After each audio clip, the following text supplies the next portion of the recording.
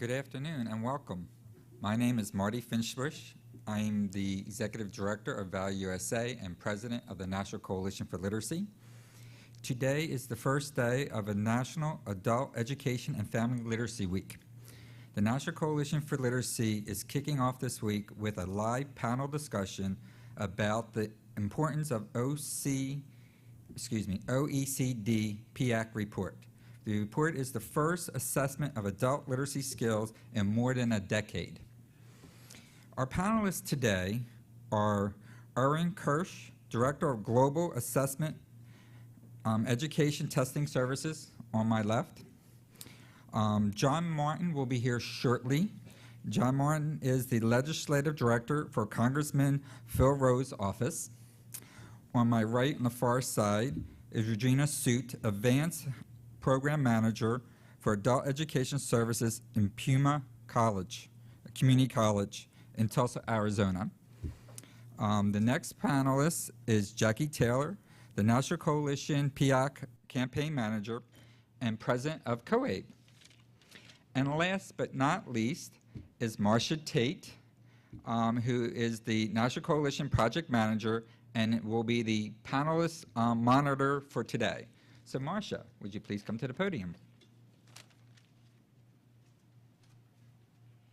Thank you, Marty. Well, welcome everyone who is here live for our panel discussion here at the Hall of States in Washington, D.C. And welcome to our distinguished panelists. And welcome to all of you out there who are watching this, the panel discussion via webcast. If you are watching via webcast, feel free to send your questions and comments in at any time, and we will do our best to address as many of them as we can during the presentation. If you are on Twitter, please include hashtag PIAAC, which you can see in the corner of the slide, in your tweets so that we have a running record of our presentation today and your comments. First, it's my pleasure to turn the panel over to Irwin Kirsch, who is Director for Global Assessment Education Testing Service. So thank you, Marsha, and welcome everyone. I have to say this is the first time I'm speaking on a webcast, so it seems a little strange to me, if not to you. I think the reason I was asked to be here today and to talk to you about PIAAC is because in my role at ETS, I actually serve as the International Project Director. So we've worked closely with a number of other contractors and the OECD over the last 5 years to build and to implement PIAAC around the world. And so what I'd like to do today in the time that I have is take the time to talk about 3 general topics. One is I'd like to put PIAAC into a larger context of what's going on here in the U.S. as well as countries around the world. I'd like to talk to you about some key facts about the survey, and then I'd like to spend some time talking about what I think the PIAAC data can say to policymakers and other stakeholders around the country. So as I'm sure most of the people on the webcast know and understand, America has, along with most countries around the world, undergone significant change over the last several decades. This change, to a large extent, is being driven by globalization and by the rapid development and diffusion of information and communication technologies. While these forces have had a significant impact on the country, what I think we're here to talk about mostly today is the impact that it's having on the importance of education and skills, not only for individuals, but for societies as a whole. Most of what you read about and hear about is the growing importance of education and skills. We've seen over the last 20 years a growing return to education and skills, meaning that those with education and higher levels of education and skills have fared better in the workplace, and I think will fare better in other aspects of society than those with lower levels of education and skills. But while increasing education and skills is a necessary condition, I don't think it's a sufficient condition. So it's not going to solve all of our problems, but we can't begin to address those problems unless we also address the issues associated with education and skills. I was in an interview with Tom Friedman not too long ago, and when his perspective was what we need in this country is more, better, and forever education. And by more education, he's referring to the fact that we need to invest to bring people who are at the lowest ends of the distribution up so that they have a better set of skills and a better opportunity to participate in the workforce. We need better education because we have to raise the middle up higher. We need to be able to drive innovation. We need to be able to do the kinds of critical thinking that are going to be increasingly important in jobs today and in the future. And then we need to change our mindset because we need forever education. The day when you can leave high school or leave college, get a job, stay at that corporation for your lifetime, and then retire with a good pension or probably close to over, if not over. And so we need to think that education is a pathway. You know, getting a certificate is not an endpoint, but it allows you to go on and do other things in society.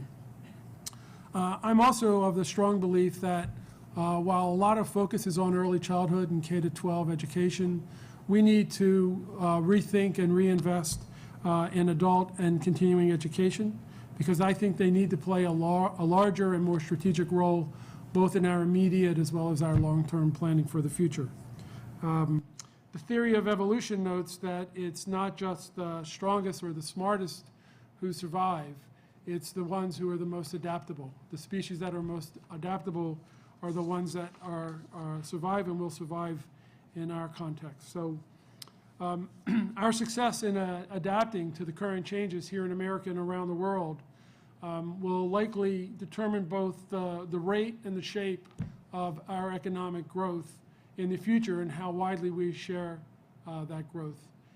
I'm of the firm belief that the PIAAC data have a lot to say about where we are as a country, the direction that we're headed, and what we're going to look like in the future, based on what we see in the database now and what it would mean for the longer term. So what I'd like to do now is spend a few minutes talking to you about some of the key facts about PIAAC, what it is, how it was done, and then we'll talk a little bit about the data and what we think the data might be able to say.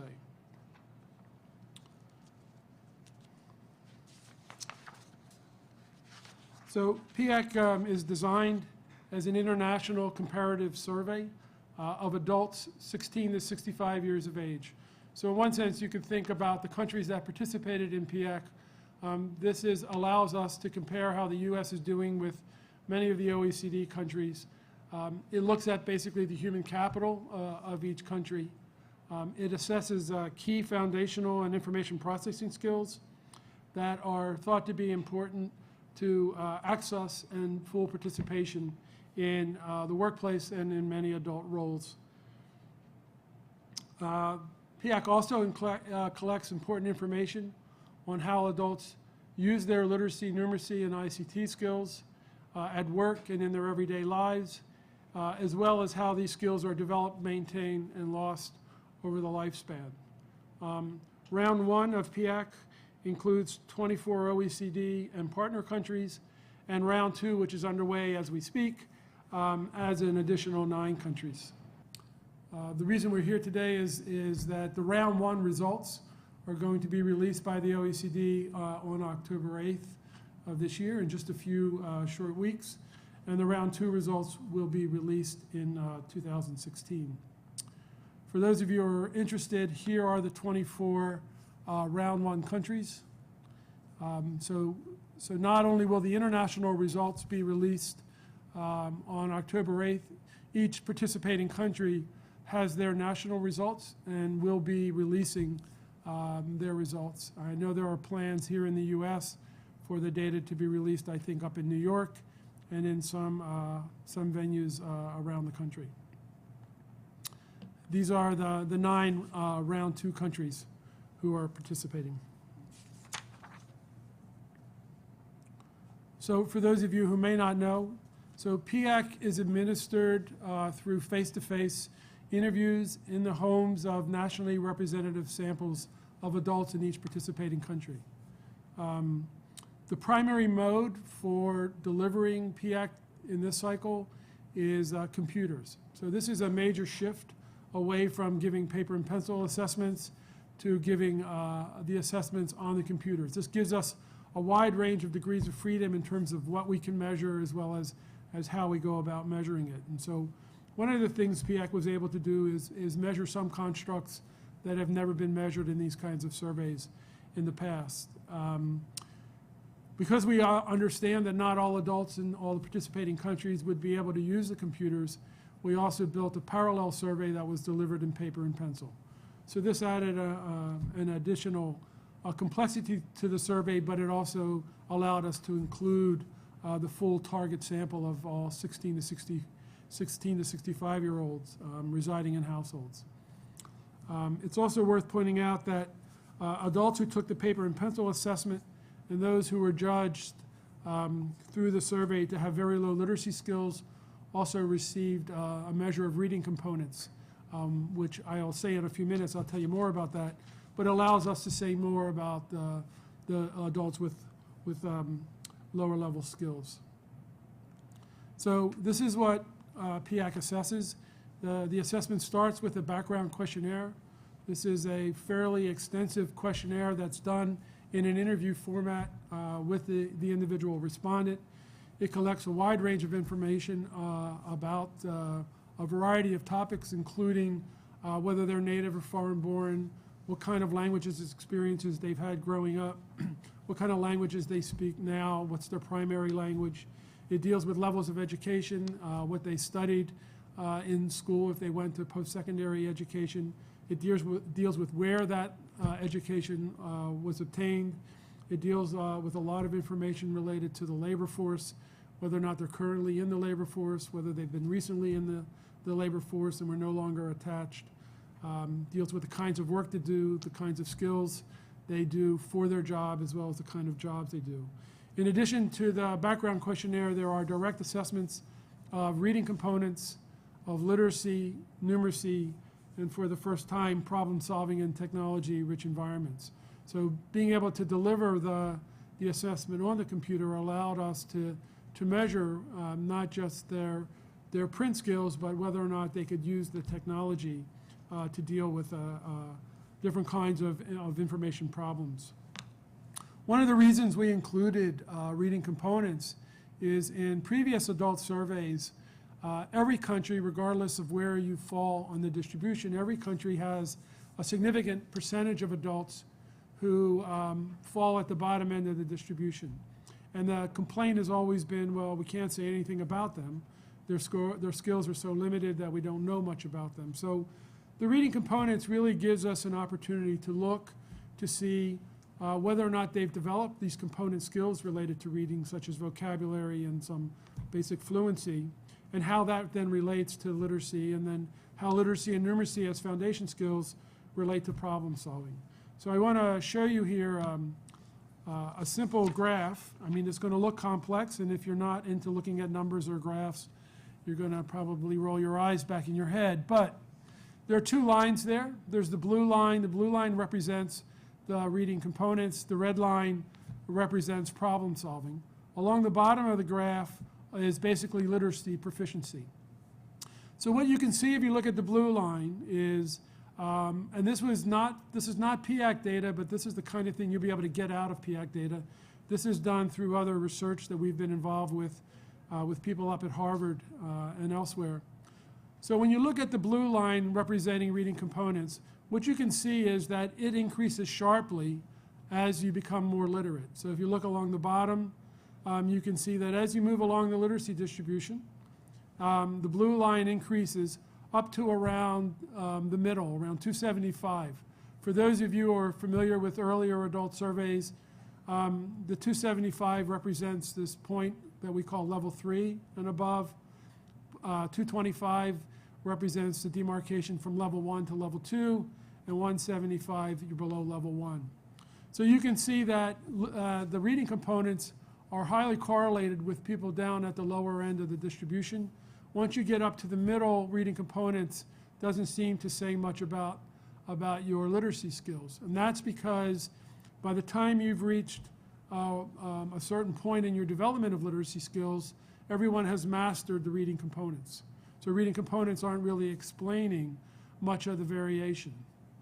Similarly, if you look at the red line, which talks about how literacy relates to problem solving, you can see that unless you have fairly high, that is level 3 or better in literacy, your chances of scoring well on the problem solving tests are greatly reduced. So if I'm a policymaker or if I'm an educator, what I should care about is that for those people who are down toward the bottom end of the literacy distribution, many of them lack the component skills. And so if I'm going to build an intervention, I need to understand how those component skills relate to the development of their literacy skills.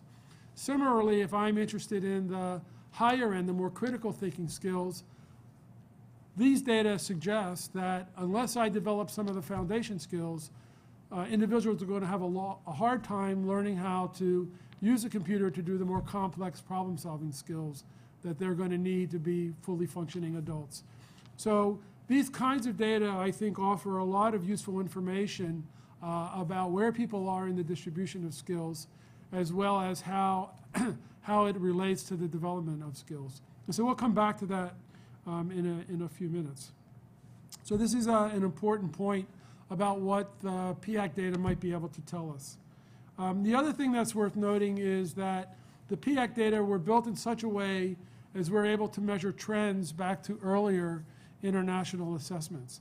For those of you who may not know, IALS was an international assessment that ETS did with Statistics Canada back in the early to middle 90s. It had 3 measures of literacy: prose literacy, document literacy, and quantitative literacy. That was redone about a decade later in around 2002, 2003. It was done again with Statistics Canada, and this time in conjunction with the OECD. It measured prose and document literacy, so it linked back to that. But it introduced numeracy in place of quantitative literacy as a construct of growing importance. In PIAAC, what we've done is we've included reading components for the first time. And what we did was we combined prose and document literacy into reading literacy. And then we repeated numeracy and then added problem solving in technology-rich environments. So what we've done, for those of you who might be interested, is we've gone back and rescaled all the IALS and all data so that prose and doc are on the same scale now with the reading literacy for PIAAC. And so what we're able to do now is, through the PIAAC data, we're able to look at changes over this last 20 years between IALS, all, and PIAAC for literacy. We're able to link numeracy back to all, and then we're able to add these 2 new constructs. So that, I think, enriches the data that we're going to get from PIAAC along with the background information. So what I'd like to do now is spend the last few minutes that I have talking to you about what the PIAAC data can say to stakeholders. I've sort of organized this around 3 broad topics. One is, one of the things that PIAAC can do is talk to us about the current distribution of human capital in the United States. Because of the background questionnaire, we're able to look at how literacy is distributed by all of the characteristics that we measure, whether it's language acquisition, whether it's immigration status, labor force participation, income, jobs, as well as a whole range of social and educational outcomes. More importantly, from my point of view, is not just how we compare to other countries in terms of our means. It's really how much variability we have in our distribution. What are the gaps that exist with respect to various background characteristics? Labor economists talk about this, about these gaps in terms of the inequality between our best and our worst performers. And so in PIAAC, we can look at the gaps or these levels of inequality by age, by gender, by levels of education, by immigration status, by labor force participation, by skill use, by educational outcomes, by a whole range of these factors. In addition, we can look at the percentage of U.S. adults who use their skills for literacy, numeracy, and technology, whether they use them at work, whether they use them at home, or whether they use them in their community. We can also talk about the extent to which the levels and distribution of skills that we see here in the US are similar to what we see in other countries. That is not just how our average scores do, but how certain segments of the population do, how levels of inequality in the US compare with levels of inequality in other countries.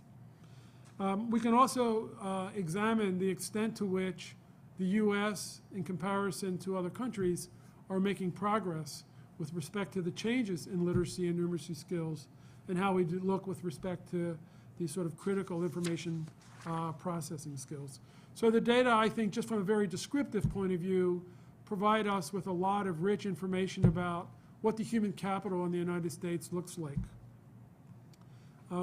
Just as importantly, or perhaps more importantly, we can also use the PIAAC data to look at the relationship between these skills and a whole range of social, economic, and labor market outcomes in our country. So for example, we can say, to what extent do the skills impact an individual's life chances? You know, that is, to what extent are skills connected to labor market participation? And how do people with high levels of skills compare to people with lower levels of skills in terms of their participation in the labor market, in terms of their access to jobs, in terms to income, in terms to civic engagement, and a whole range of other outcomes that we care about or should care about. A lot of people talk about them as gradients. And so one question we can ask is, how flat are those gradients? How steep are those gradients? The steeper those gradients are, the more inequality we have in the country, and the more those without these foundation skills, the greater the chances that they're going to be left behind or are being left behind. We can also focus in on just those with limited or lower level skills and look at the life chances for them in terms of what kinds of things do they get access to or not access to within our society. We can also compare ourselves with other countries in terms of our skill distributions and our levels of education. You know, has the pattern, for example, has the pattern of education in our country changed compared to other countries? You know, America after World War II had the highest percentage of kids graduating from high school of almost any other country, had the largest percentage of kids, young adults who went to college, graduated from college. The question we could ask now with these data is that still true? You know, how does educational attainment now, the distribution of educational attainment and the age in which it's acquired, how does that look compared to other countries? We can also look at to what extent the skill levels that we see in the U.S. are related to our GDP, and how does the U.S. compare with other countries? Do we see similar relationships between skills and societal growth, economic growth, or do we have a unique relationship? So the PIAAC data, I think, are a very rich source of information that relates to not just the distribution of skills, but how skills are related to a variety of outcomes that I think are important to current status of our country and the direction in which we're headed. The last slide that I want to talk about relates to, I think the PIAAC data also allow us to look at how effective our education and training systems are, as well as our social and workplace practices in developing these required skills and proficiencies. For example, we could say, do young adults in the U.S., how well do they compare in terms of educational attainment and levels of skills with young adults in other countries? If you think about the young adults in this country becoming the future workers of America, then it's important for us to understand what the human capital of those young adults look like in comparison, not just within the country, but in comparison to other countries around the world as we compete more and more in a global workplace. We can also look not just vertically in terms of how the average scores of level of skills go up with levels of education, but we can look at the distribution within levels of education and say, well, how much variability do we have? That is, what do people with a high school education look like? How many are at the higher levels? How many in the middle? How many at the lower levels? We can do that for each level of education. That is, how effective and how efficient is our educational system in turning out people at each level of education who are proficient with respect to these skills, and how does that compare to other countries? Are other countries more efficient? So we could actually look at how the U.S. compares to other countries at each level of education. So how do people with a high school education in America compare with people with a high school education in other countries? How do people with college educations compare in terms of the average and distribution of skills to other countries? That tells us something about how efficient and effective we are as a country. We can also look at the pattern of educational attainment among participating countries. One of the things that PIAAC allows us to do to see whether or not we're changing in terms of our levels of educational attainment across the lifespan compared to other countries. One of the things we've looked at is that those cumulative distributions look different across countries, and they relate to the skill development within countries. So I think it's important, if we care about what we look like now from a competitive point of view, and we look at where we're headed, I think the PIAAC data have a lot to say with respect to these educational distributions, how we're changing as a country, and how other countries are changing. Finally, I think we could look at the likelihood that adults at various levels of education and skill will participate in lifelong learning, are participating in formal and informal learning beyond sort of the educational credential. And more importantly, I think we can begin to look at where they're acquiring that, whether they're doing it primarily on their own through the internet, whether they're getting that through training programs provided by their employer, or are they relying more on the public sector. So I think when you look at PIAAC, I think it has a lot of rich information that could talk to us about the distribution, could talk to us about the relationships in terms of these gaps and gradients, and I think it could say a lot about where we are today, how we compare to other countries, and look more toward the future. So I'll stop there. I think my time's up, and be glad to answer any of your questions. So thank you.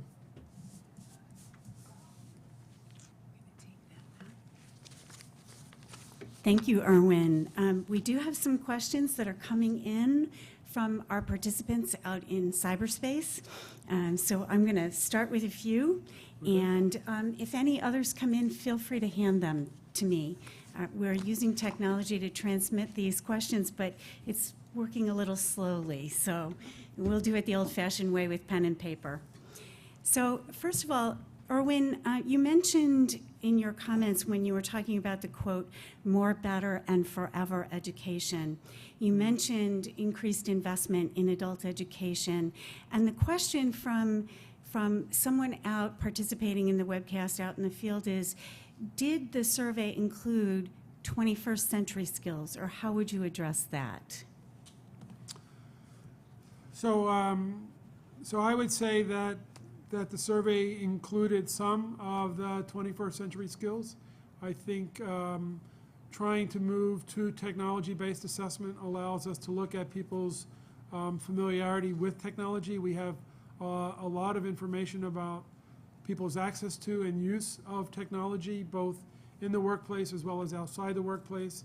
We included this measure of problem solving in technology-rich environments. I think from many's point of view, that begins to address some of the 21st century skills in terms of critical thinking, being able to analyze. There's a lot of, I think, in the background questionnaire, questions that deal with some of the non-cognitive kinds of skills. So I think, I think each survey represents sort of an evolution in terms of what we're able to do.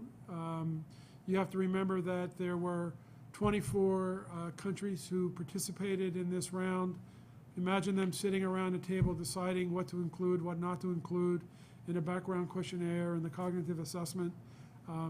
So I think if you look beneath the surface in PIAAC, there are a lot of innovations from a methodological point of view, from a technological perspective, and also in terms of what was measured and how it was measured. So I think the OECD, if you ask them, would say that this was a big step forward. I think it's the largest and most innovative survey of adults ever done. Does it go far enough? I'm sure a lot of people will say no, but I think you have to realize that these are all steps moving in the right direction. Thank you. You talked about a little bit about how the data compares to the previous IELTS studies, the previous international studies. The question is, how does the data compare to the 2003 NAL data, and how will practitioners be able to talk about this data versus that data? Well, I guess in a statistical sense, at the moment it's not comparable, that these were separate surveys, and there was no direct statistical link. That is, we didn't try to link back directly to the NAL because it wasn't part of the design criteria from the OECD. I will tell you that that NCES has asked ETS to go back and look to see if we could provide a link to NALs, between NALs and NAL, so between the 1992 survey and the 2003 survey. That link, I think, was successful. They have told us they're going to ask us to then link NAL to PIAAC. In principle, they're going to do that, and if they do that, we've told them we could have that data available for them by March. That data could then be added to the database so people would be able to make some comparisons. So at the moment, the links are between PIAAC, ALL, and IELTS. The US participated in each of those surveys, so there is a statistical link. You can look at those distributions. If, assuming the NCS goes forward with their plans and we're asked to do the link to NAL, that will happen early in 2014, and then that link will exist as well. It won't be as strong a link because we didn't embed the items, but there is a link because there's a link between all the surveys in terms of a subset of items, but it's not as strong. So it's more, it's a statistical link, but it's one step removed from what we did in this survey. Thank you. Related question, how is the definition of literacy that was used in PIAAC different from or similar to the NAL's definition of literacy? I would argue the definition of literacy is very similar. I think, it's been 20 years since NAL, so the definition has evolved a bit. It takes into account both in the conceptual approach as well as in the operationalization of that, the use of technology. So literacy in PIAAC includes people's ability to look at electronic texts along with paper texts that are put on the computer. So I think the definition evolves. It also includes, I think, much more openly the importance of not just having the skills, but also having the attitude and the level of engagement to use those skills. So it recognizes both the cognitive side of the construct in terms of the skills needed to use print and electronic text, to do everyday tasks and to solve problems on the platform, but it also it acknowledges the importance of actually engaging in those skills and using those skills both in and out of the workplace. So it's pretty much the same. A lot of the, we kept a lot of the items for the statistical linking, but it also has been refined and evolved over that period of time as well. Very good, thank you. Question from Peter Waite, who's participating from Syracuse or somewhere out on the road. Hi, Peter. Hi, Peter. Question for you specifically. Are there any preliminary themes that you can share from the data? Not in live. So we're sworn to secrecy by the OECD. We've signed these confidentiality statements from the US that actually, if we release data or release the raw data prior to public release, we can be threatened with fines and imprisonment. So, but I think the themes are around what I've talked about. I think we will have a lot of really interesting information about the distribution of human capital in America, where we stand relative to earlier surveys, as well as where we stand in comparison to other countries. I think we'll be able to look at the gaps and at the gradients that exist. That is, in terms of how literacy, numeracy, and problem solving are connected to outcomes that we care about, whether it's labor market outcomes, whether it's educational outcomes, or social outcomes. I think that will tell us a lot about where we are and in which direction we're moving, because not only will we be able to see the gaps and gradients at this point in time, but we'll be able to see whether or not they're growing worse, staying the same, or getting better. We'll also be able to see how we're doing in comparison to other countries. You know, when you take our data in comparison to what's happening from a globalization point of view, we're not just trading with ourselves anymore. It's not as important how one state's doing in comparison to the next state or how one person to the next.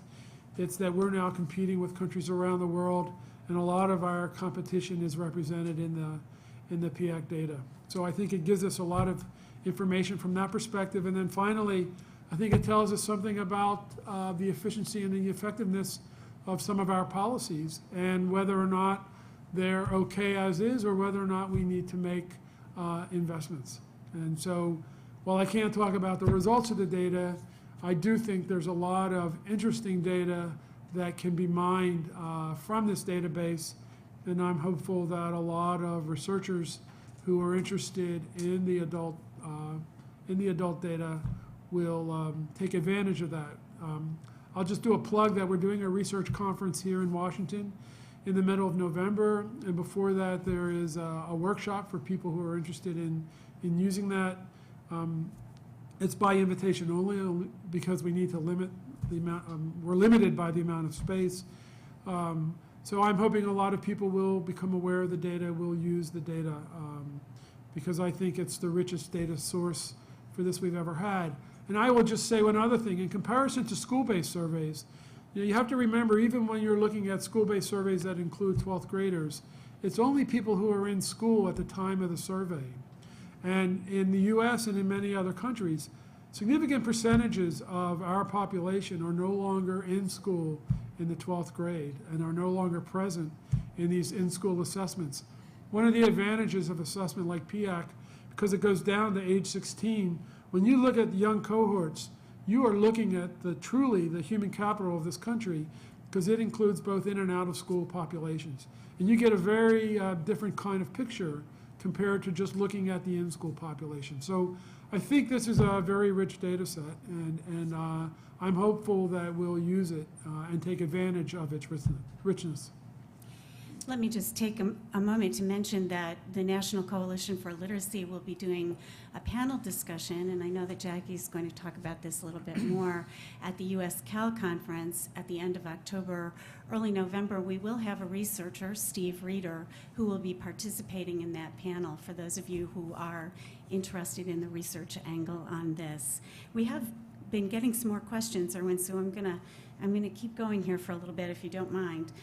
You mentioned skills gaps in one of your slides, and we're getting a lot of feedback from the field that people are worried that if the results seem to say negative things about the skills of adults, that it will reflect on the field of adult education, when in fact the field has been operating in an environment of level funding or less each year over the last decade. So the question is, how would you respond to that, if at all, without worrying about getting shot again? Yeah, so I can't tell you what the results are, but look, I mean, from my perspective, even if you go back to the IALs and the ALL data, I think the field of adult education is grossly underfunded. My view is that we should no longer continue to think of adult education as a second chance program. I think adult education belongs on the front burner, not the back burner. I think that we can no longer ignore the challenges that we face as a country in terms of the ways in which education and skills have changed and grown in importance, and the fact that there are large numbers of people in this country who are not being served. And that if we think we can solve this problem only through K-12, and that we don't pay attention to adults, we don't pay attention to family formation, we don't pay attention to the kids who are coming from impoverished backgrounds and what that's going to do to them and how that relates to adult education and so forth. I think we're doing ourselves as a nation a great disservice. So for me, regardless of what the data say, if you look at past data, the amount of funding and the number of people being served are grossly undervalued. I mean, we're not able to serve the population that needs to be served. And so from my point of view, I think we need to take a fresh look. We need to understand what's at stake in this country. And I think we need to be willing to have an honest conversation about where we are, where we're headed, and what we need to do if we want to remain competitive in the future. As moderator, I'm supposed to remain neutral, but here. Thank you. A question about how many people were surveyed and how much does a study like this cost? The honest answer is I don't know, because the way these OECD programs work is there are two levels of funding. One is each country that participates contributes to what's called the international overhead, and that allows for the OECD and the contractors to build, manage, implement the survey. But each country also pays their national costs. And so I have no idea what the national costs are because I'm not privy to that information. I would say that each country that participates, these are expensive surveys because they're household surveys. I'd say that at the national level, the sample size ranges from a low of around 5,000 cases to a high of about 27,000, 28,000 cases. Each country is allowed to do what they want. I should also tell you that the US is currently doing a supplemental survey to PIAAC. So they're going back and they're doing a resampling or an additional sample of youth in transition or unemployed youth in the 16 to 24 year range. They're looking at youth in transition 25 to 34 range, and they're also looking at older adults, which is over the age of 65. They're also going to be going back and doing a national survey of the prison population. So this supplemental data will become available in April of next year. It'll go through an analysis, and then there will be an additional integrated report, I think, as well as some thematic reports that the U.S. government will do. So I think NCS is looking at this in a very serious way. And so I think the U.S. will hopefully do more with the PIAAC data than was done with previous surveys. So we'll see. Great. One final question, and then we're going to introduce our next guest. Was teacher preparation addressed at all in this survey? Any questions for teachers? Did you look at teacher preparation? Not directly as an area of the background questionnaire. I think where it comes up is not so much as from a teacher preparation point of view as from a participation in the labor force. There are questions that ask how far you went in school, what jobs you have, what areas you studied. So as part of the national sample, there should be a representative sample of teachers. They can talk about what they do. They can talk about where they went to school, what they studied, et cetera. So there will be some information that comes out that's related to workforce participation. I doubt, or I'm not sure of how many teachers will be there, whether it'll be a large enough sample to do some focused work on, but those will be the only questions that relate to that. It's not a special section, and there wasn't an oversampling of teachers to study that question. That question is dealt with more, I think, through school-based surveys that have teacher questionnaires. Irwin, thank you so much. I'm going to invite John Martin, who has joined us, to come and take his seat at the table.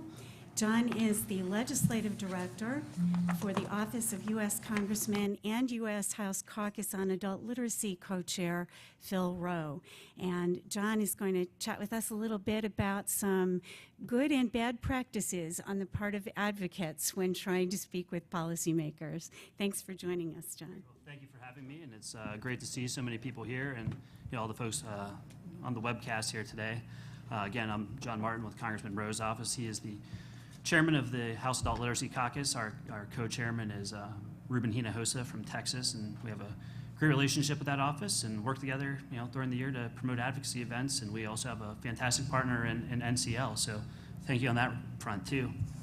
I think that, I guess I'll sort of just be brief because I think probably questions are probably more helpful, I'd imagine. But I think that sort of looking at the best way to advocate right now, especially in a time where there's so many big issues that are on the table, is really to try to find a way to sort of piggyback what you all are working on with adult literacy onto what's going on right now. And I think that one of the most obvious ways is sort of in the economic impact. I think when you look at the stats that are out there about families with literacy problems and the economic turmoil that often comes along with that, or the fact that in the economy that we have millions of jobs right now that can't be filled just because there aren't workers with the education or the skill set available to fill them. I think there's a huge opportunity out there for literacy advocates to message upon this. As far as sort of kind of the X's and O's of advocacy, or sort of how to influence your member of Congress, sort of 101, I think that the best thing I would advocate is to take a very personal approach. Most members of Congress love to meet with constituents, so talk to your own member of Congress first and foremost. And if you can't make it to Washington, whether because of work obligations or because of how much it's going to cost, set up a meeting with them in the district office. When you go in, have your sort of plan in mind about what are the main points that you want to hit, and tie it in a way that makes it relevant for them in their district. And that goes for the good and the bad. I mean, if you want to point out that there's a local community college is doing great work on adult literacy, tell them that they're educating X number of people, and we've had these kind of results and this kind of success. I think that those kind of personal stories, those kind of anecdotes are great. If you can bring in somebody who's benefited from those kind of programs, that's even better. With regard to sort of the Washington thing, I think a lot of times the best way to sort of have an impact more broadly in Washington is usually as part of a coalition or a group. So I know that NCL obviously does great work in that regard and is a great source of information and statistics regarding what's going on with adults in America and their literacy skills. And I know that my boss thinks that the numbers are just tragic, that you've got millions and millions of adults that don't have a basic literacy level, and that trickles down for somebody like Dr. Rowe, who was a physician or is a physician, practiced for 30 years, and their ability to do things like understand what their medication is and how many times a day they should take it. It trickles down to things like financial literacy and their ability to keep a checking account or a savings account. It trickles down into, he's on the K-12 subcommittee for the Education and Workforce Committee, their ability to read to their kids at night. All those kind of things all come together. And I think that it's really important for advocates to sort of put a face on all that and what that looks like and what that means. Statistics are great and they're very helpful, especially more for the staff like me that sort of live in these very detailed kind of things. But I think for a lot of members, the more human of a face that you can put on it, the more powerful that it really is. So I don't know if you have any other sort of general questions. I mean, it's kind of in a nutshell. I think sort of the best way to go about it is really just to try to personalize it and to try to find a way to have a direct connection with your particular member of Congress or senator. What's the worst thing you've ever seen someone do when they came to visit your office? I think that sometimes you get groups or individuals that are just kind of over anxious, and they'll come in with 200 or 300 page briefing books or this kind of stuff, and I appreciate sort of the enthusiasm, and it's great, but I think the most precious commodity that members have generally is their time, and there's a million demands on their time from all sorts of different groups of people in their district, from their families, from their staff. So I think that really trying to narrow it down to kind of, here's our 3 asks, or here's the 3 things we want you to know, and here's a really succinct way for us to put it. I think that's generally, sort of the best way to go about it. And I think that another thing that, and you don't see this quite as much, but people that sort of take kind of a, more antagonistic approach, I think a lot of times that's just not really as constructive. that, oh, you're, the worst member of Congress in the world because you've done X, Y, or Z, and you see plenty of that. I think that the more that you can say, hey, we may have differences on, this bill or that bill or the other bill, but I think it's really important that that, funding for adult literacy in the context of, whatever it is important. We have another question. How can we in the field, and this comes from the folks who are participating in the webcast, how can we in the field engage more policy makers to support adult education? How can we create more literacy champions? Sure. I think the biggest thing, again, is just to try to find a way to sort of show the impact kind of in the broader sphere of what's going on. I think what's hard is that vis-a-vis sort of, maybe K-12 or primary education, those kind of things. I mean, you can always put, the face that you can put on that is a cute kid that's, trying to, we want to give them the best opportunities they can, and, everybody wants that, and that's just such a powerful image. I think that for a lot of people and a lot of members, I think that there's probably not a recognition of how pervasive, illiteracy still is among adults. I was, when I first, started working with the literacy folks, that, I was staggered by the numbers. I mean, I thought it was something that, was kind of like polio that would, had gone away years and years ago. We've got, universal, K-12 education, and, how is that possible that you could have, illiteracy of that scope and scale still in this country? So I think that just trying to find a way to, again, sort of put that face on it. Members of Congress are, they're people too with families, and, these are people that have been involved in their communities and care about their communities. So I think, trying to find a way to show them the impact that being positively engaged on these issues would do. And I think that, say, invite your local member of Congress to, a local center where this kind of learning is happening, help them see it firsthand. I think it's something that would be, if those organizations are comfortable having the press there, I think it's something that puts a face on it that, a member of Congress brings publicity with them, whether it's, with, press release or what have you. And I think that in as much as it's good for them to be out there and see what's going on and show constituents that they're working and looking into the whole range of concerns that they could have, I think it's really good for the advocates to get that kind of exposure too on, local news or local newspaper or what have you. I'd like to remind the live panel or the live audience that we do have a microphone set up toward the back of the room. If you have a question or comment, please go ahead. We'd like to take questions from our audience here as well. And we have one. Go ahead. Thank you. John, thanks for coming today. And I want to thank the Congressman for continuing to co-chair the caucus. I had a chance to chat with him at one of the earlier coalition events, probably a year or so ago. I wonder if you have any thoughts about I was really pleased to hear what Irwin had to say about the additional study that's being done of older adults. That'll be done in the spring? Data are being collected now. Data's being collected now. So it seems to me, we do a lot of work with First Tennessee, HRA, out of Johnson City, and we know that they're running GED programs, particularly for older adults. I think it's going to be really interesting to see what the new data might suggest in terms of how to reach the older population, since more and more older people are having to stay on the job or find a job, given what's happening with their pensions. Any thoughts about how the Congress might want to look at the literacy needs of older adults, and just off the top?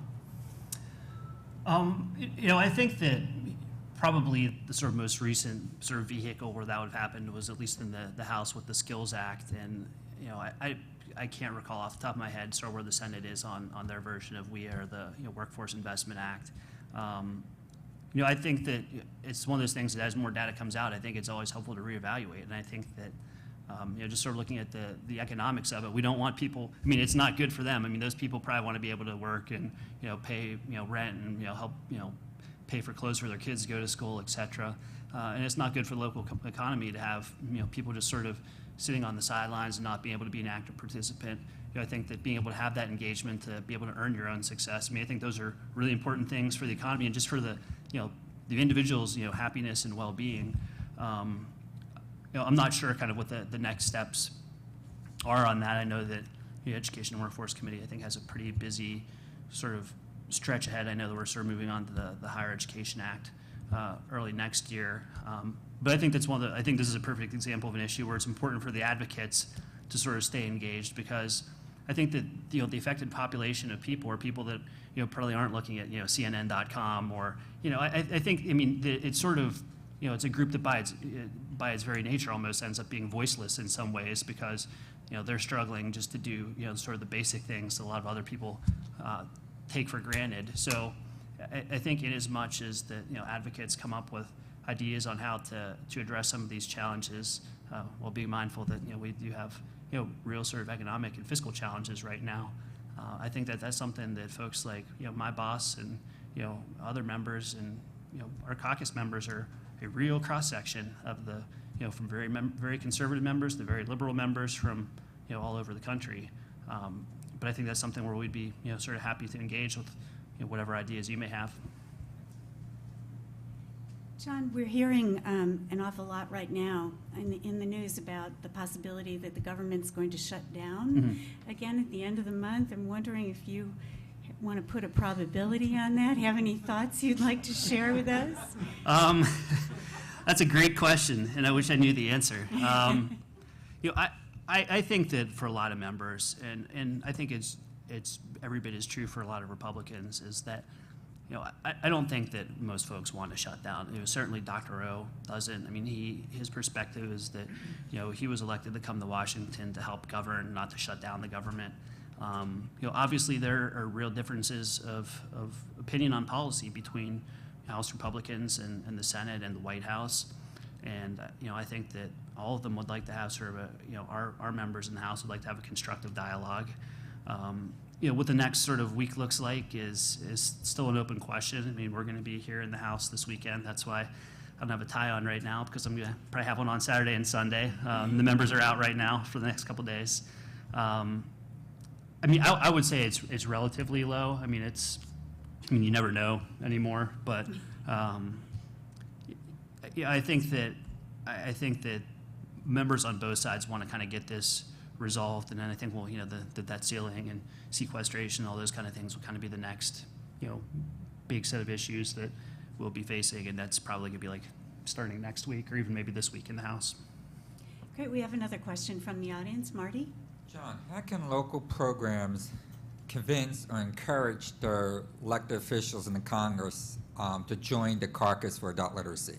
How should they go about reaching out to them to say, hey, there's this caucus here. I really would love for you to be on it. So how would they go about doing that? I think the best way is just to make a direct ask. I think that actually that's something that you can sort of use as a vehicle to sort of do education at the same time, because I think a lot of people are like, well, I don't want you to do this, or you need to know that. I think what a lot of people, and it's true for me, as a staffer, and it's true for members, is they're paying attention to, well, what are you asking me to do? What can we do to help? In this case, that's a very simple and easy ask. It's basically that office has to, call us or send us an email or get in touch, with Mr. Hinojosa's office and just say, hey, I want to join. There's no, obligation. You're not signing your life away. There's no dues or anything like that. So I think that in that regard, it's just, hey, these are issues that are really important in our community. I really want you to know X, Y, and Z. By the way, it would be really great if you could join the Adult Literacy Caucus. It's not going to be, a huge commitment on your boss's time, but it would be a way for, your office to, stay up on kind of what's going on and, have an opportunity to connect with advocates. So I just think that a simple ask is really kind of all that it takes in a lot of cases. Sure. And I believe that the coalition has information on our website about how to go about doing that. Is that correct, Jackie? So you can find that information at the National Coalition for Literacy website. John, we want to thank you so much for coming over. I know things are pretty busy up on the Hill today. And also, please extend to the Congressman our very sincere thanks for all of his support and also for taking the leadership role in the U.S. Caucus. We really appreciate him. He very often has come to our events and stayed for the whole time, and that's unusual. So we've taken note. So be sure to tell him thank you. Before we go to our next panelist, I'd like to just report that we did a live poll when Irwin was speaking. And the question was, if my agency unexpectedly got an additional $50,000, I would use it to address skills gaps by And then we had a multiple choice set of answers. 11% said launching a student outreach campaign. 11% said investing in instructional technology. 11% said adding more staff and or instructors, and 67% said all of the above. So I think that speaks to the need for additional resources. Our next panelist is Regina Suitt, who is the Advanced Program Manager for Adult Education Services at Pima Community College in Tucson, Arizona. So, Regina? Thank you for having me. I was a little nervous actually about following John because I'm going to be speaking about advocacy strategies, and so I was afraid that either I would be saying something that is like, don't ever do that, or he was going to give away all of my strategies, and I don't think he did either one, so thank you, John.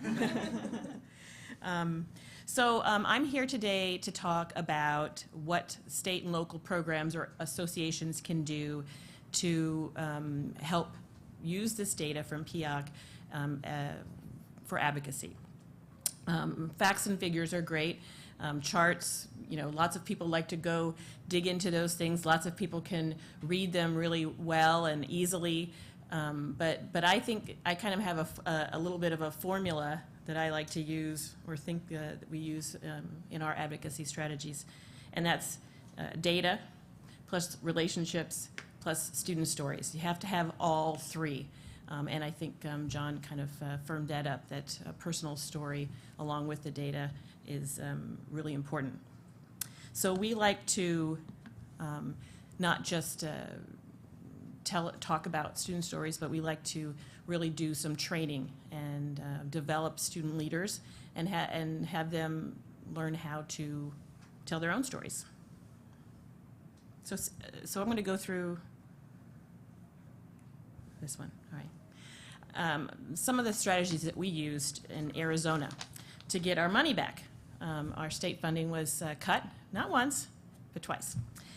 So in 2003, we were cut, or there was talk of being cut, our state funding. And so we did a lot of various things. We held 2 rallies, press conferences, one in Tucson and one in Phoenix. We had a lot of press. We went on visits to our state house. We visited with legislators, and we invited legislators to visit us. And we also stayed connected as a field. One of the, I think, really important things that we did was also internal. So we talked to each other as program directors and as programs so that everyone felt like they were contributing. So we did a quarterly newsletter, and you're not going to be able to read all the little words here. But what it talks about is what every program was able to do, big or small. So maybe it was one class wrote letters to the editor, another class visited a policymaker to their event. Maybe it was something big like the whole school wrote the governor. So we were able to keep track of these things and then push that information out so that everyone felt aware and part of what was going on. We also did some small things, like asking a neighborhood center to put a fact about National Adult Ed and Family Literacy Week on their marquee, down to decorating the front desk. It might not seem quite as exciting or as important as a rally or a press conference, but any bit of awareness raising that you can do in any way, and often and over is really important. The facts, the sheets are from the Arizona Department of Ed, and they actually took these slides and went to various business groups, the Arizona Business Education Roundtable, workforce investment boards, and so they used those facts and statistics. Oops. And then the 3 links, I'm not going to go open them all, but later when you get the presentation you can open them. But they're 3 press releases that we've done, all the way from one event when we first started doing this in 2009 to 2011, where we tied about 6 or 7 events all together around National Adult Ed and Family Literacy Week. So we really used that week kind of as a way to maybe do some things that we were going to do some other time, but do them all together to get a little bit more oomph and a little bit more press. We also in Arizona have Arizona Adult Literacy Week, and that's in February. And it starts with a proclamation from our governor. It was very interesting. The first year that this happened was in 2011, and at the very same week that the proclamation came out was when the adult ed was taken out of the budget. So the proclamation and the budget came out the same week. It was very interesting, but it actually gave us a lever for press. So, you know, something even that could be discouraging or perhaps potentially bad news, we were using as a tool to raise awareness about adult education, the need for adult education. So during Adult Literacy Week, we do lots of different things. So we have the proclamation that kind of starts out the week in February, and then we have student contests, art contests, writing contests, photography contests, all sorts of things. It culminates with a big awards ceremony in Phoenix, it's the capital, and we also have a day at the Capitol where programs bring in all their students and they meet with their legislators and, you know, they talk about adult education.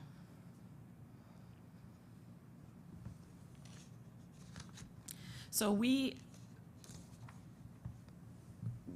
really believe in meeting our policymakers, and we will do it all over the place. I'm going to go back because here's with Congressman Grijalva, who's also on the House Literacy Caucus, and I was lucky enough to have a visit with Congressman Barber's office this morning where I did ask him as well to join the House Literacy Caucus. So we'll find out. Maybe I've got an email here and when we're done. Our program really values student voice.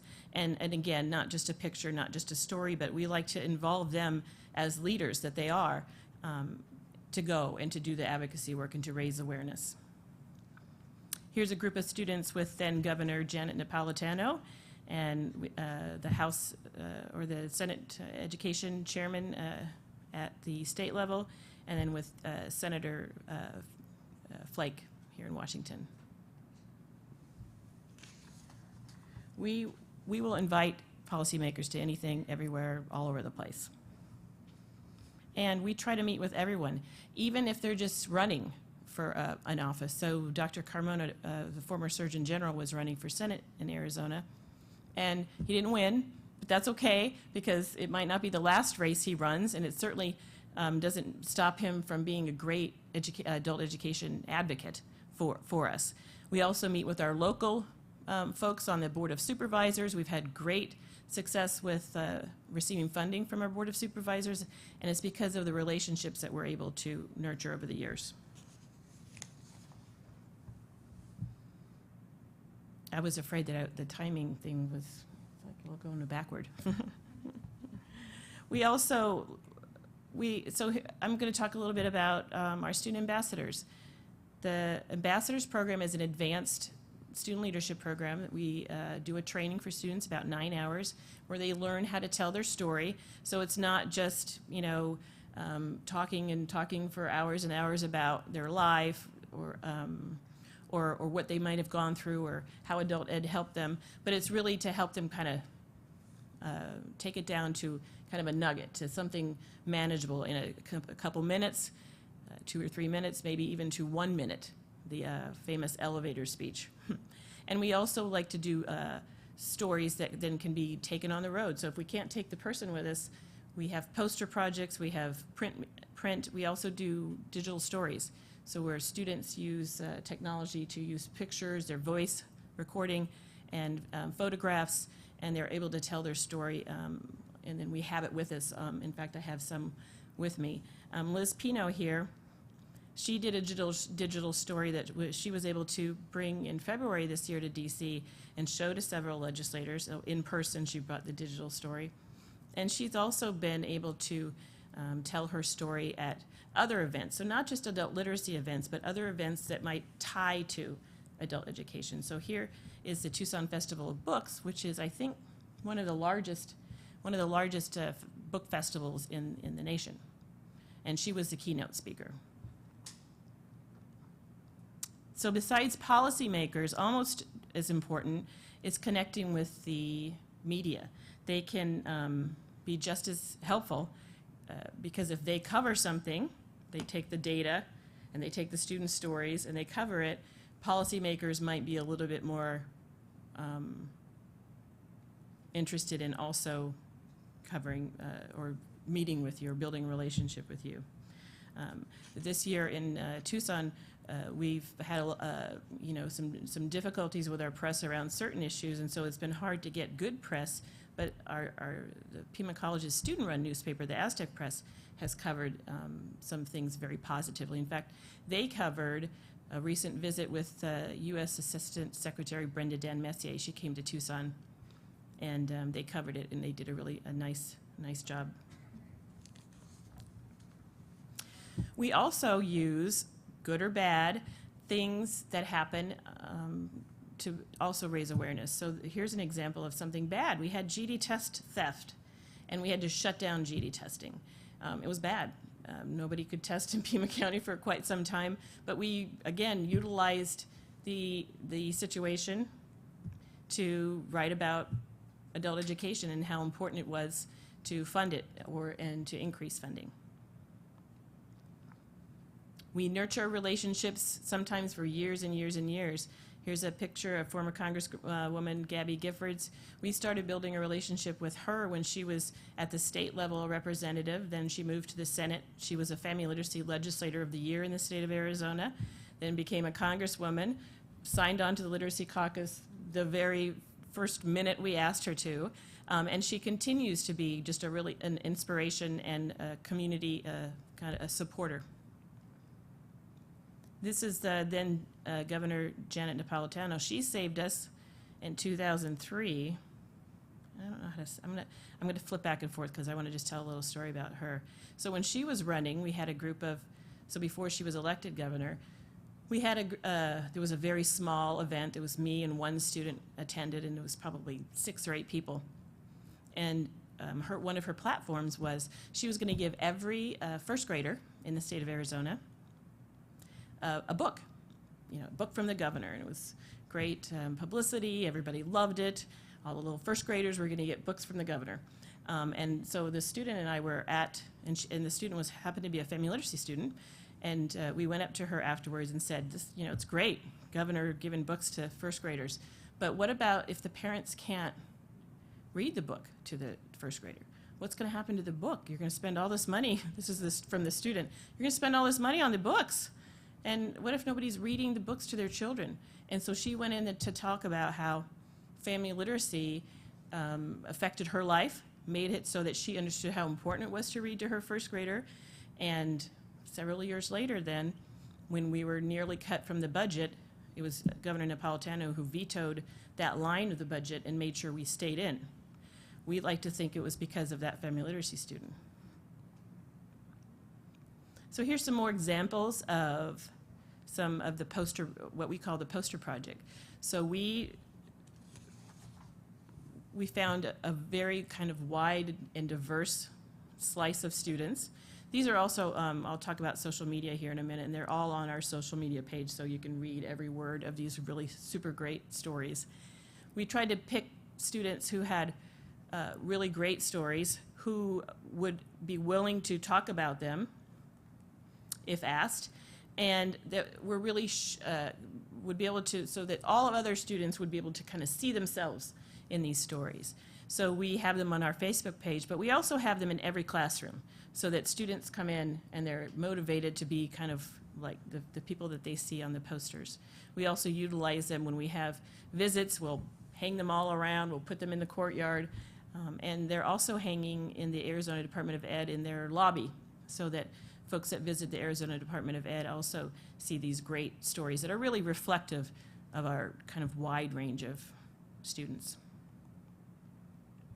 We take every opportunity we can get. Here's a picture of an interfaith accountability session. I don't know if they do those anywhere but in Arizona.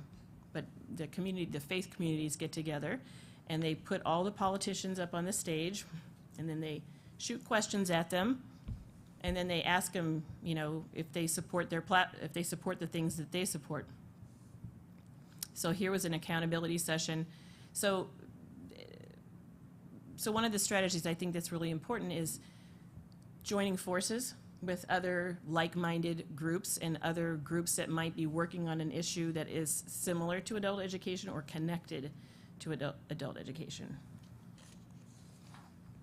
So here are some of our partners that we've worked with over the years. Up in the corner, there's a flyer for Spanish GED.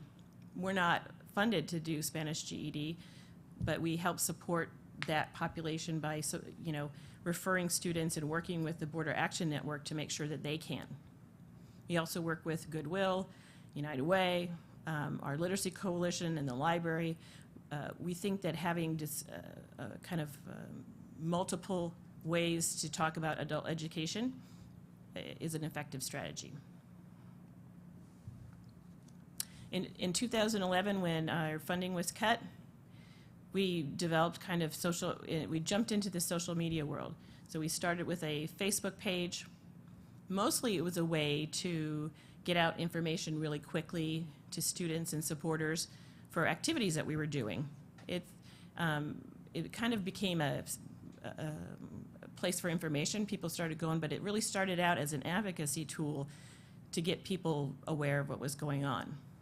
We also have a blog, the Support Adult Ed blog.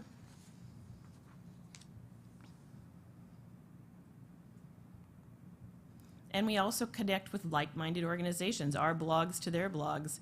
I think everyone that understands that with social media, the more connected you are with others, the more traffic you get from other places, gets you more traffic, and it's all interconnected. So we're happy to partner or to connect to the National Coalition for Literacy and to their blog. And that means also trying to participate in their polls, leaving comments, and even writing for the blog.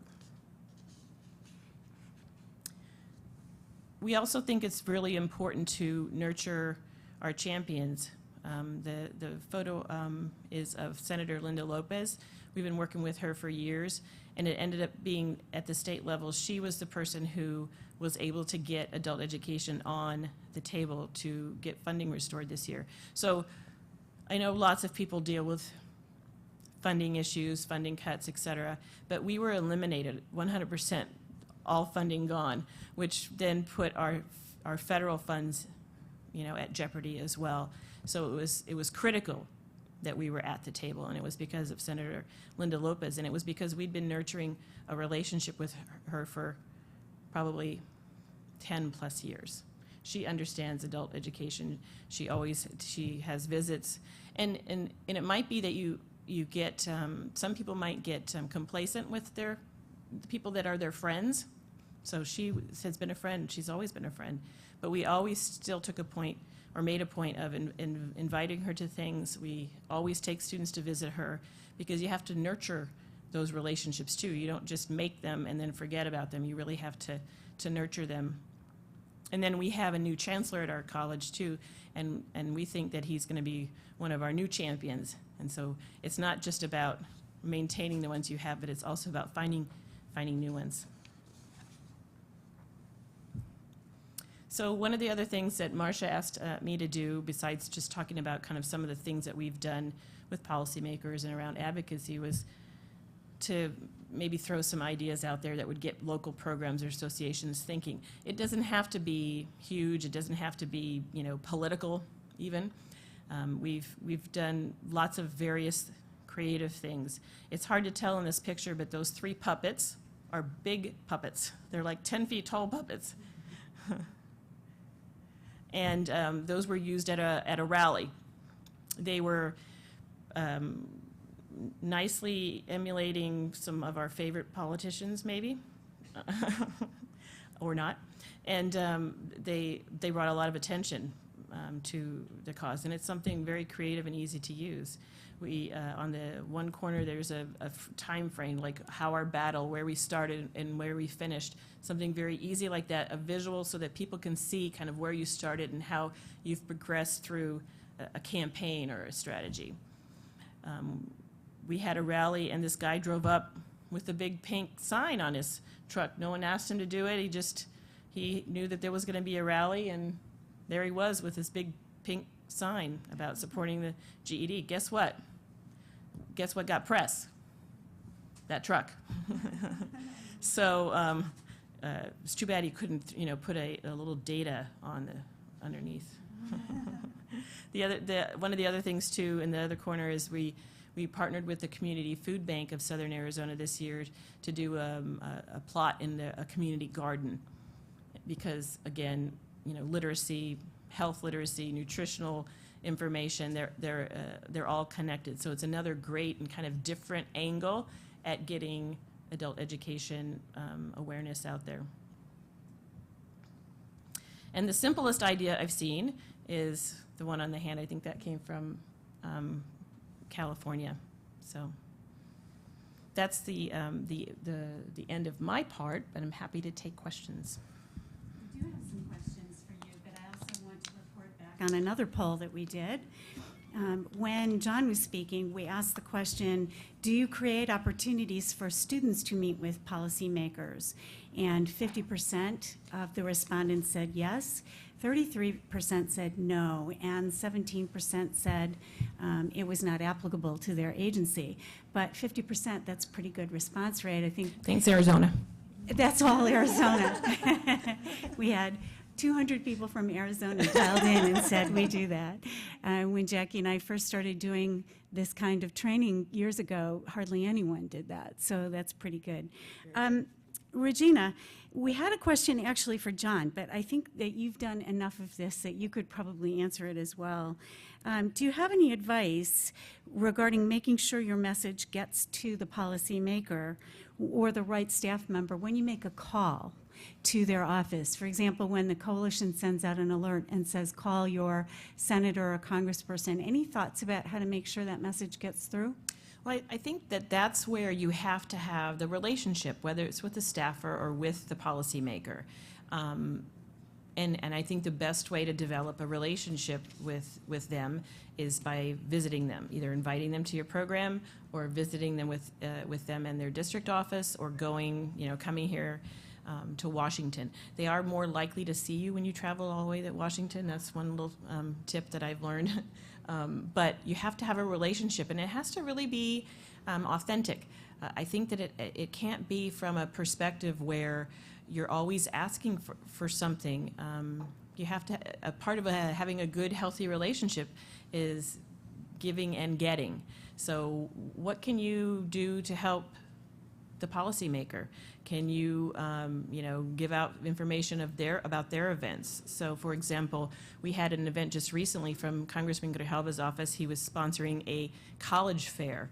It wasn't anything political. It was a college fair, and I was able to say, yes, of course, we will, tell all of our thousands of students about the college fairs.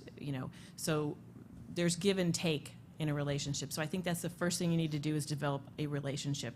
One of the great things that students tell me all the time after they've met with a policymaker is like, wow, they're just like I am. That was really easy.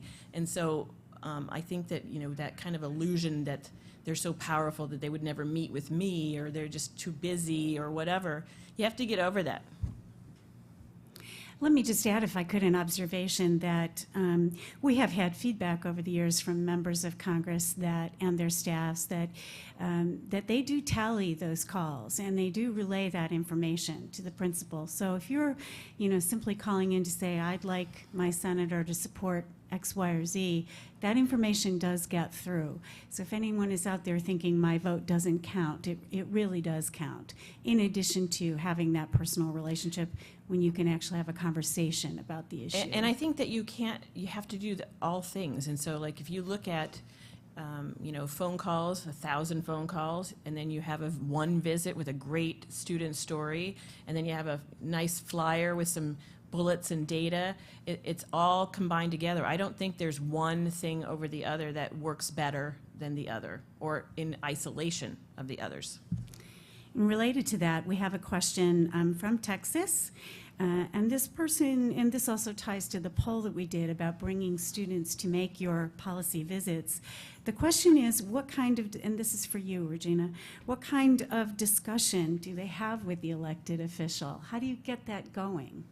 Well, this is where I feel like the training is really important, because I would never go to something unprepared, and we shouldn't put students in that situation to go to something unprepared. So what we do in our ambassador training is we help train them how to do a meeting. They run the meeting. So they have roles, they have an opening, they have who's going to do what. They have a facilitator, a timekeeper, because we know how important policymakers' time is, and they run the meeting from the beginning to the end. Taking a student on a visit that is unprepared, I think, is really doing a disservice for the policymaker and for the student. It puts them in a really uncomfortable position. And so why would we do that to our students who we value and respect? Right. Marty, did you want to add a comment there? That was my question, but then what's my follow-up? How much investment did you have to do into your students, and then what's your return? Has investing in student leadership to be able to meet legislators and to speak publicly and be in the press, what's your return? What have you gotten back by supporting student involvement and leadership? Well, we lost $4.5 million of state funding. That was our full allotment at the state level. We lost that totally. And I believe that because of student leadership, because of our investment, because of our state association's investment in student leadership, that's why we got it back. So $4.5 million, that was what we got back. Thank you. If I could put on my local program director hat for just a moment, I often include students from my program not only with meeting with policymakers, but I've taken to including them in meetings with philanthropic funders, foundation folks, United Way people, and you know, I kind of just sit back and let them talk. They absolutely, the return is incredible because it makes it all very real to that person who holds the purse strings. So just my own observation there. And I think that it really is a great observation that it's not just policymakers, it's the people who talk to the policymakers too. Right. So your local workforce investment boards, your United Way, your philanthropic boards, your Media. university women groups, Rotary, Media. Yes, Everybody. absolutely. So a question I'm going to ask to you, Regina, and back to Irwin also, is what's your best idea for keeping PIAAC findings alive and in the public eye after the initial report is issued, the press release is done, the coalition has done its thing? What do we do going forward to keep it I think you need to make a plan. So I think you need to take the information and don't shoot the whole thing out there at once. You know, take it and develop a plan. So here's one big piece of information. We're going to do this with it. We're going to have a press conference. Maybe then there's another piece of information where you're going to do an editorial maybe a month later. You're going to have students bring up the data at an event. I think that you have to sprinkle it out and keep it current and keep it visible. Good. Irwin? Well, I think we have to think about the messaging. At the moment, the PIAAC results are going to be released by the OECD and then by the National Center for Educational Statistics. The question is, what do you do beyond that in terms of how do you take the richness of the data and how do you pull out? I think Peter or somebody asked earlier about themes. Is I think you have to translate the data into messages that cut across different audiences and different stakeholders. And so I think you could start by thinking about important questions that the data could address and then trying to create a message around those questions and making sure those messages get into the hands of stakeholders. I think it's a great idea to connect the messages to people. And so the message is not just some abstract response, but the message is tied to individuals and whether they're currently enrolled as adult learners or there are people who are in need of services but aren't able to get them for whatever reason. So I would think about the messages and then I would think about connecting the messages to individuals. We have another question for you that came in after you wrapped up. Did the PIAAC survey ask questions that get at people's perceptions of their skill levels, as one of the earlier survey, I believe it was the NOWS, did? Yeah. I don't think we asked specifically for people to rate their own skills, but I do think we focus more on the activity or the practice of literacy and ask people to report if they were employed, to talk about what they do with respect to literacy in the workplace and how often, what they do with respect to numeracy, what they do with respect to the use of technology. And then we also asked sort of the counter to that about what they do outside of the workplace in terms of the community. And so I think we come at it, instead of just rating their skills, we were interested in the practice of literacy and how much of that they do. And we're able to look at that. You can look at the distribution of that in terms of different segments of the population, whether or not there's a mismatch. That is, there are people who engage a lot outside of work, but their job doesn't demand it, or the flip, where people do it at work but not outside of work. And you can see how that relates to skills, and also how it relates to what happens to skills over different age cohorts. Good, thank you. I'm going to turn now to our final panelist, Jackie Taylor, who is the Coalition's PIAAC Advocacy Campaign Manager and also the President of COABE. Jackie? Thank you, Marsha.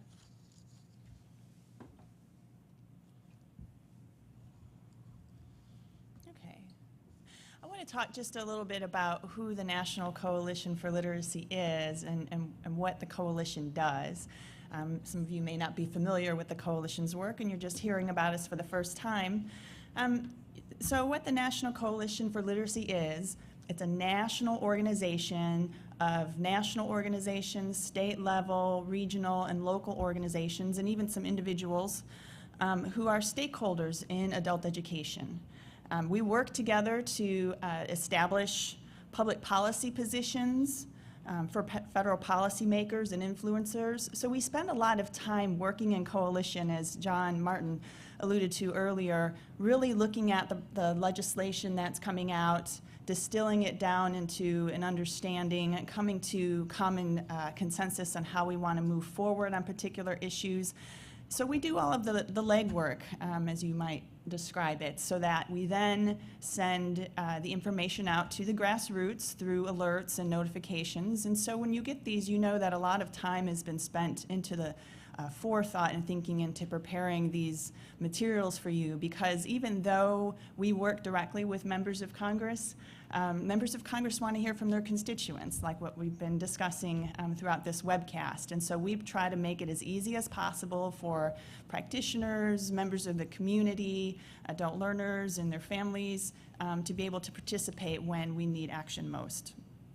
The coalition has also been supported several years by the Dollar General Literacy Foundation. So you will find a variety of free advocacy tools and resources on our website, on our blog. We're also on Twitter and on LinkedIn. And you'll also find all of our PIAAC advocacy campaign and resources on our website, which I'll show you shortly. And you can sign up for public policy alerts, and I'll tell you how to do that later. So we hope that you'll become engaged with the coalition and to really join us in helping to disseminate the PIAAC findings and common messaging so that we can advocate together with and on behalf of our students.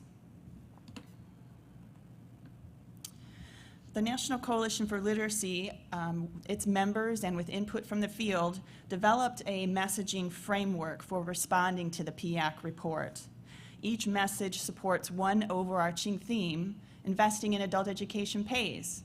It pays for America's workers, global competitiveness, for bridging the digital divide, for future generations, for educational attainment, for stronger families, for safer and healthier communities, for an informed citizenry, and for fully integrated communities.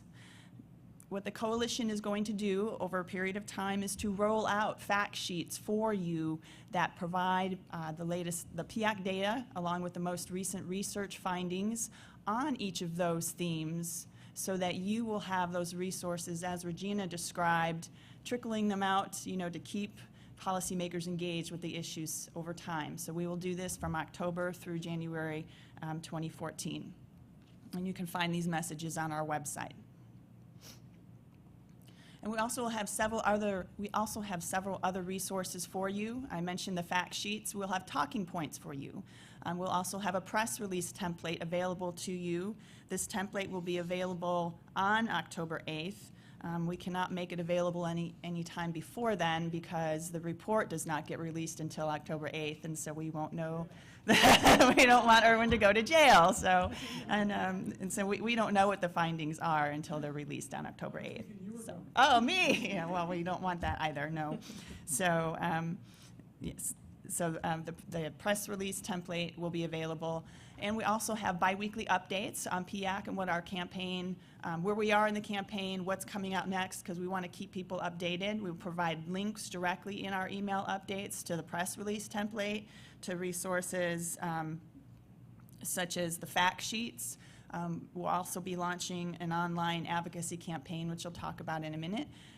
So the links to these things, they can come right to you in your email if that's how you prefer to receive the information. In October, upon release of the PIAAC findings, we'll launch the advocacy campaign for adult literacy. This campaign will include an online component. This online component will be an online petition that we will be asking, calling for increased investments in adult education, and we'll ask advocates to sign it. Why? Because adult education pays, right? So our goal is to deliver thousands of signatures in person on Capitol Hill while we are at the U.S. Conference on Adult Literacy on November 2nd. The Get Creative with PIAAC contest. In partnership with Southwest Airlines, we are holding a contest looking for your creative ideas on how you will use the PIAAC findings to promote your program. So between October 8th and October 27th, you'll be able to submit your idea on how you plan to use the PIAAC report findings to promote your adult education or family literacy program. 2 winners will be selected to win 2 tickets each to anywhere Southwest flies. So as adult educators, we all know we work very, very hard. Well, this is your chance for a partial free vacation. So we're really excited to be able to provide this opportunity for folks. So we really want to see your ideas come in. Winners will need to be willing to submit a maximum 2-page written report that describes the implementation and outcomes of their awareness idea that they submit to us, and tell us how they plan to use the Southwest tickets. So those are some details on that. Further details, again, are on our campaign pages. Also, what we'll be doing in October is a webinar we'll be conducting on how to interpret the report findings. So now that you have the report findings, what do you do? So we will help you take a look at that and to grapple with some questions and understanding how to interpret the results. In November, as we've mentioned, we will be at the U.S. Conference on Adult Literacy at the closing session of US Cal. We are conducting a panel discussion there. If you're planning to attend the conference, we hope that you attend this session in person, but if not, it will also be live webcast. So we're really excited about that. You'll be able to log in and participate from a distance. In December, OVE is releasing the Education Skills Online. Now, we don't have somebody here from OVE that could talk with us about it at this time, but it's our understanding the assessment will be individualized and made available online for people to take. And also, at some point, the NCES PIAAC Data Explorer will be available, but I think Steve Reeder may talk more about that at US Cal. This is our campaign page. This thing will, so we have several resources here, resources page, the contest, timeline, so if you want to check in where we are with things, and what the latest events are that are coming up. So that URL is just national-coalition-literacy.org/PIAAC. And again, this PowerPoint and an archive of this webinar will be available on our website. So if you didn't get it down, you'll be able to find it there. Again, some links I wanted to call your attention to win 2 tickets anywhere Southwest flies, and how to sign up for our campaign updates. Questions? We do have a couple of more things, actually. While Regina was speaking, we sent out a poll asking, does your adult education program have a waiting list? I think that this is very telling. 80% of the respondents said yes, 0 said no, and 20% said it was not applicable, presumably because they work for a different kind of program. Again, it speaks to our need for additional resources. I believe that that is it, unless I would like to offer the panelists the opportunity for any final thoughts or comments. Start over here with you, Irwin. Well, I guess I'm delighted to hear about the work that the coalition's doing and the plans that they have for helping to disseminate and interpret and get people to understand the PIAAC data. I think I've been doing this for a long time and have been involved with all the surveys back to NOWS. So I'm actually delighted that there is more interest now. I think the costs to the country of ignoring this problem are just too great. And so I'm happy to see that there's more interest at the national level and more organizations want to try to use the data. And if there's anything that ETS can do to help support that, let me know. Regina? I'll just go back to my original formula just as a reminder, and that's data. Data's good. But you need to have relationships, and then you have to have student stories. That's what brings it home. Thank you. Jackie? And to work in coalition. So we all need to work in partnership with one another, and we all can't do everything all of the time, but each of us can pick up a piece of the ball and run with it. So I hope you'll join us. We have one final poll that is available to the people who are participating by webcast. So we will leave that up for a little bit so that you have time to respond. And you have contact information for the presenters. Please feel free to email any of us with any questions or comments about PIAAC or the work of the National Coalition for Literacy at any time. Please join me. Oh, we have a question. I was just about to say, join me in thanking, but we have one more question. Since Irwin made a reference to his long involvement with these international studies like NELS and all, what do you have any thoughts about how best to frame these questions? Because it seems to me one of the challenges in at least the first NELS was getting people to understand what document literacy was as opposed to prose literacy. Now I guess there's a additional challenge, and that is you've got another definition. What comes to mind? Yeah, I guess I would focus, well, I do think there has to be some messaging about what was measured and what the data say in just a very sort of descriptive sense. But I guess my take on all of this is that we really need to focus more on what it means in terms of these gradients, in terms of these relationships to policy and so forth, because I think there's not a deep understanding in the country about why this is so important, what the growing levels of inequality in the country mean, what the consequences are to the quality of the democracy, to the quality of our ability to compete in the workforce. So I think trying to get people to understand the importance of the investment, that it matters not just to the individuals who receive the investment, but it matters to all of us at the societal level. It matters to how well the U.S. does and competes in the long run. So there's something in it, I think, for everybody, and it's trying to find the right way to communicate that. So I sort of think the data are the given, and then it's getting people to understand what the data are telling us and why it's important, that we understand it and act on it. So I think one of the slides from Jackie's presentation about what the payoff is, that starts to get at that. But I wonder if when you think about the last 20 years, it seems to me back with NELS, we were struggling to even get the general public or policymakers to understand that literacy is a continuum. It's Right. It's not illiterate and literate, but it is a scale. And I wonder if when you think about the last 20 years, the coverage of these issues, have we even achieve that shift or that framing of literacy as a continuum as opposed to you're either literate or illiterate?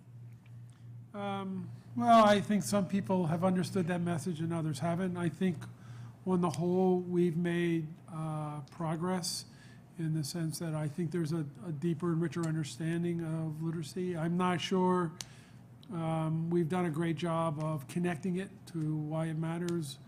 I mean, one of the things that I've heard recently that's troubled me, and I haven't come up with the right answer yet, is I've had someone of some national prominence say, I don't understand the importance of PIAAC relative to the school data. You know, why are adults, why is the data on the adults more important or as important as the student data? And I think that needs to be part of the message.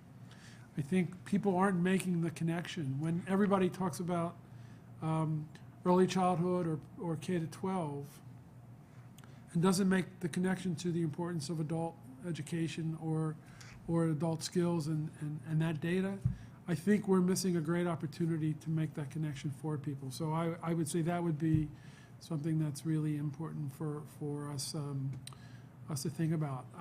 When I think back to the NOWS data, a lot of the feedback we got was, it's got to be wrong. It can't be that big of a problem in the United States. It's kind of what we heard before, you know, about a country that has a free public education system, a country that invests the hundreds of billions of dollars in education. How can we have a population that has such limited skills? Part of that comes from not understanding this literacy as a continuum and as a moving target, that as societies become more complex, so does what we're expected to do with print and digital information. I also think we haven't done a really good job of communicating. I think we've always tried to focus primarily through printed reports, and we haven't taken advantage of the digital media to get the messaging out, and it hasn't been an ongoing messaging. So that's why I was saying to Jackie that what's planned is good, because it's something that could be sustained over a period of months, and you get more than one opportunity to communicate more than one message. And so for me, I think this is a great opportunity that we have as a field, as a country, to understand what these data are telling us about where we are and where we're headed. And then it's really deciding whether people want to do something about it. So without saying what the results are, I mean, I think this is a really important point in the country, for the country, in terms of being at a crossroads. And I think the decisions we make in the next couple of years will really shape what we look like, who we are in terms of our own values, and what we look like as a society in the next 20 to 25 years. You know, we did a report about 6 years ago called America's Perfect Storm, and in there we actually projected what the distributions of skills were going to look like 20, 25 years from now if we just stay the current course. And it's not a pretty picture. And when you look at what's coming out in the last 5 years in terms of the growth and inequality we've seen in the country, you play that out relative to the importance of skills. And, you know, I think we need to seriously sit back and ask ourselves, who are we? Who do we want to be? Where do we want to make investments? And I think you cannot ignore adult education, continuing ed, lifelong learning as an area where we need to up the ante and make bigger investments. So. And we hope that everyone who is here today or participating remotely will pick up on this campaign that the National Coalition is launching around the idea that adult education pays. Again, join me in thanking all of our panelists for a wonderful job today. Thank you very much. And thank you all out there for your interest and participation. Have a wonderful day.